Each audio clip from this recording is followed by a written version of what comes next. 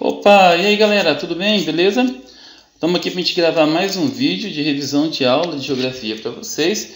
E dessa vez o nosso assunto é a população nos Estados Unidos, né? O contexto demográfico dos Estados Unidos. Então, sem muita enrolação, vamos lá, pessoal, ok? Vamos primeiro relembrar as posições geográficas, tá? Como que a gente pode analisar as posições geográficas, um conceito extremamente importante para o estudo da geografia. Aqui nós temos o mapa político dos Estados Unidos e nós temos aqui a representação dos 48 estados, né? Está faltando o estado do Alasca e o estado do Havaí. Bom, essa aqui é a rosa dos ventos e ela serve para definir a posição geográfica, o norte, o sul, o leste e o oeste, ok? E também os pontos colaterais, o nordeste, o sudeste, o sudoeste e o noroeste. Olha só, ao norte dos Estados Unidos, ele faz fronteira com o país, com o Canadá.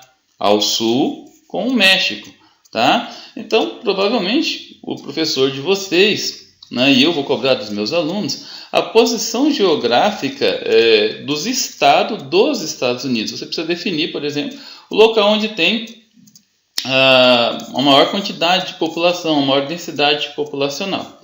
A leste, os Estados Unidos é banhado pelo Oceano Atlântico, né? E a oeste pelo Oceano Pacífico. Nessa região aqui, ó, ao nordeste dos Estados Unidos, fica a região mais povoada dos Estados Unidos. Ao sudeste fica o estado da Flórida, que foi atingido por um grande furacão, o furacão Maria, nas últimas 2 semanas, né, onde a capital, Miami, né? Ao sudoeste fica, olha só, parte do estado da Califórnia, né, a cidade de Los Angeles, o estado do Arizona, né? Parte da Califórnia fica no oeste, o estado de Nevada fica no oeste, o estado de Oregon e Washington, né, fica ao noroeste, ok? Olha só, pessoal. Os Estados Unidos têm hoje pouco mais de 9,3 milhões de quilômetros quadrados, ou seja, é o 4º maior país do mundo, atrás apenas da Rússia, do Canadá e da China, tá? Em extensão territorial. Seu território se divide em 50 estados, mais o Distrito de Colômbia, onde fica a capital, Washington, ok? Vamos lá então, vamos falar sobre diversidade étnica. Sempre quando nós falamos de diversidade étnica, a gente fala da miscigenação de raças.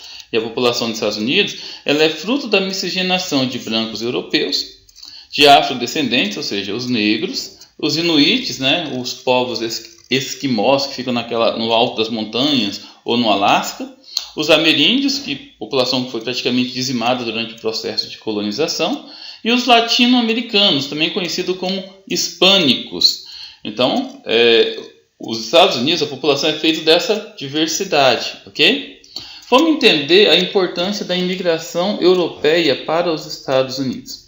Durante o início da colonização do território, né, esse território era ocupado por milhões de indígenas, como eu já comentei, que foi praticamente dizimado pelo imigrante europeu. A imigração europeia, pessoal, olha só, entre o século XIX e início do século XX, ok? Foi o fator decisivo para o desenvolvimento do país, pois os europeus eram mão de obra barata, abundante e especializada. Eles tinham formação técnica e experiência na área industrial. Vamos lembrar aí que durante o século XIX, início do século XX, estava acontecendo um fenômeno no continente europeu que era a Revolução Industrial.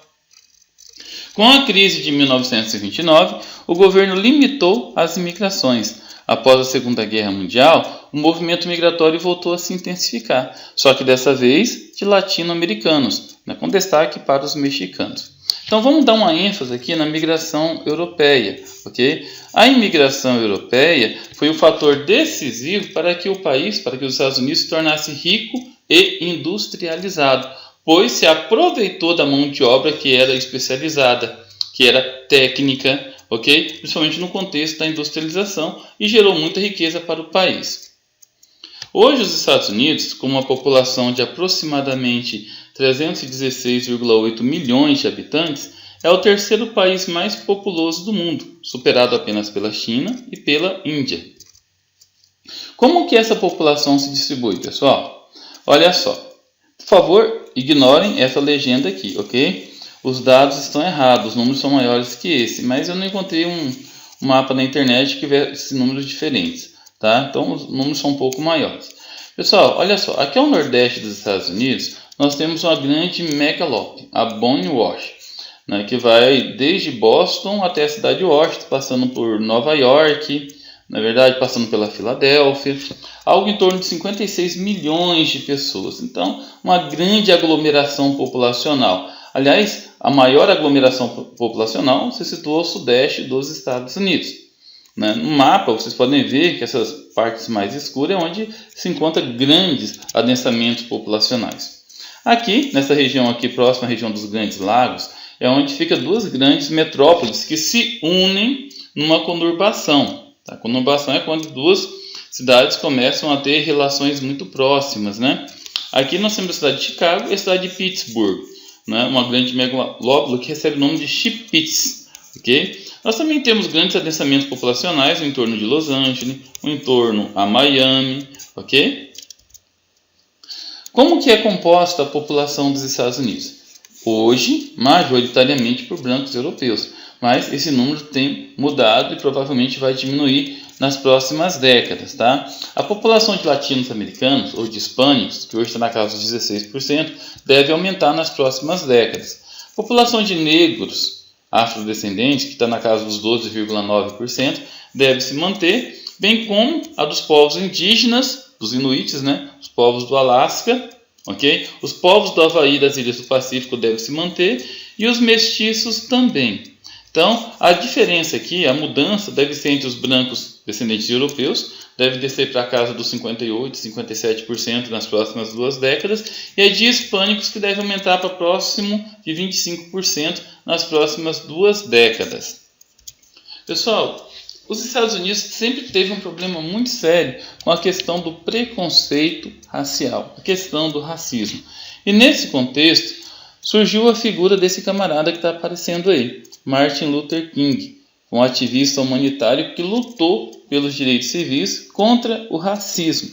Então, os estados mais ao sul dos Estados Unidos, né, eles sempre tiveram uma população majoritariamente negra, uma predominância, né, de pessoas negras. E essas pessoas sofreram muito tempo, né, com direitos que não atendiam a eles, não é verdade? Então, esse camarada, inclusive, ele ganhou até o Prêmio Nobel da Paz. Tá? Hoje a questão do racismo não é só com os negros, mas também com os hispânicos, com os latino-americanos. Pois no sul dos Estados Unidos, ali o estado do Texas, da Califórnia, né, tem uma quantidade muito grande de latinos americanos. Hoje o presidente dos Estados Unidos quer fazer um muro, já tem uma cerca, né? Ele quer fazer um muro para dividir a fronteira com o México para evitar que os latinos entrem em seu território, ok? Para finalizar, vamos falar da qualidade de vida e fazer uma breve análise da pirâmide etária. Então, o indicador, tá, que qualifica a qualidade de vida é o IDH, o Índice de Desenvolvimento Humano. E ele se baseia em 3 pilares: a renda, a saúde e a escolaridade. A renda é medida por um indicador chamado PIB per capita, ou seja, a renda que uma pessoa ganha durante um ano. A saúde pela expectativa de vida ao nascer ou esperança de vida ao nascer, né? Todo mundo, quando nasce, tem uma expectativa de até quando vai viver. Isso representa a qualidade de vida dentro de um país. E o tempo de estudo, a escolaridade, que representa a qualificação profissional. O IDH ele é medido de 0 a 1, ou seja, quanto mais próximo de 1, melhor. Quanto mais próximo de 0, pior é a qualidade de vida de um país. E os Estados Unidos, como nós podemos perceber nessa pirâmide etária aqui, tem um IDH considerado excelente, considerado muito alto, tá? 0,9 alguma coisa, quase perto de 1. Nessa pirâmide etária, você consegue perceber o seguinte, olha só, até 19 anos, a pirâmide ela é fina e ela é contínua. Olha só, a pirâmide tradicional ela deveria ser assim, ó, tá vendo? Ó, em forma de cone, tá? Mas não, a base dessa pirâmide é fina. A população de 20 até 59, olha aqui, estão vendo na seta? Então, até 59, a população adulta, né, é bastante cheia. Ou seja, a quantidade de pessoas que estão no mercado de trabalho é muito grande. Tá? E o número de idosos também, pessoal. Isso representa que a expectativa de vida nos Estados Unidos é muito boa. Bom, pessoal, é isso aí. Espero que tenham curtido. Espero que vocês tenham estudado para a prova. Vamos lembrar que o Enem está se aproximando. E não se esqueçam, eu acredito no potencial de vocês. Bons estudos, fiquem com Deus e até a próxima.